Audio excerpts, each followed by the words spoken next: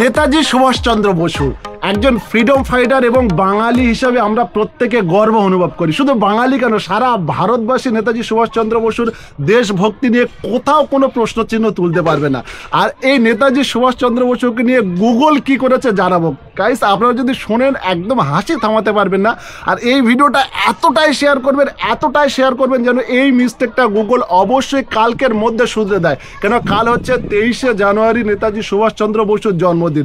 তো গুগল কি মিস্টেক করেছে? আপনারা প্রত্যেকেই ChatGPT-র নাম শুনেছেন। ঠিক ChatGPT যেমন ওকে গুগল, তেমন ঠিক গুগল একটা নতুন সাইট বার করেছে জেমিনাই। আর জেমিনাইকে আপনি যে প্রশ্ন জিজ্ঞাসা করবেন সেই প্রশ্নের উত্তর বলে দেবে। তো আমার আজকে হঠাৎ মনে হলো যে নেতাজি সুভাষচন্দ্র সম্পর্কে কিছু প্রশ্ন জিজ্ঞাসা করি। তো জেমিনাইকে জিজ্ঞাসা করলাম জাস্ট নেতাজির জন্ম কোথায়। আপনারা নেতাজির জন্ম কোথায় প্রত্যেকে জানেন। তো চলো এখন জেমিনাইকে জিজ্ঞাসা করবো। তো দেখতে পাচ্ছেন এখানে আমি জেমিনাই খুলে নিয়েছি। দেখতে পাচ্ছেন জেমিনাই হ্যালো মাই ফোন। আর এখানে জেমিনাইকে আমি জাস্ট জিজ্ঞাসা করবো। দেখো জিজ্ঞাসা করছি, হে জেমিনাই, নেতাজি সুভাষচন্দ্র বসুর জন্ম কোথায়? নেতাজি সুভাষচন্দ্র বসু জন্মগ্রহণ করেছিলেন ওড়িশা রাজ্যের টিকটক শহরে।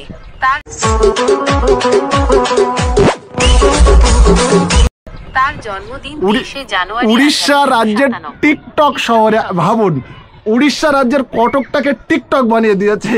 একটাবার ভাবুন কতটা হাসি। মানে এখনো শুনুন আরো কি বলছে, দেখো। ভারতের পূর্ব উপকূলে অবস্থিত একটি ঐতিহাসিক শহর।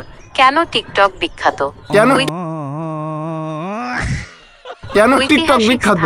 টিকটক শুধু নেতাজির জন্মস্থান নয়, এটি ভারতের অন্যতম প্রাচীন শহরগুলির মধ্যে একটি। এখানে অনেক ঐতিহাসিক, মানে টিকটক শহর একবার ভাবা যায় তো। টিকটক নামের কোনো শহর হয়? উড়িষ্যার কটকে নেতাজি সুভাষচন্দ্র বসুর জন্ম, আর গুগল এটাকে বানিয়ে দিয়েছে পুরো টিকটক। তো ভিডিওটা বেশি করে শেয়ার করার জন্য গুগল পর্যন্ত পৌঁছে যায় এবং আমাদের আদর্শ একজন নেতা, দেশপ্রেমিক নেতা এবং স্বাধীনতা সংগ্রামিক যে নেতার এতটা ভুল করে রেখেছে, ভুলটা যেন গুগল শুধরে দেয়। তো এই ভিডিওটি জাস্ট এই ইনফরমেশনটা দেওয়ার ছিল।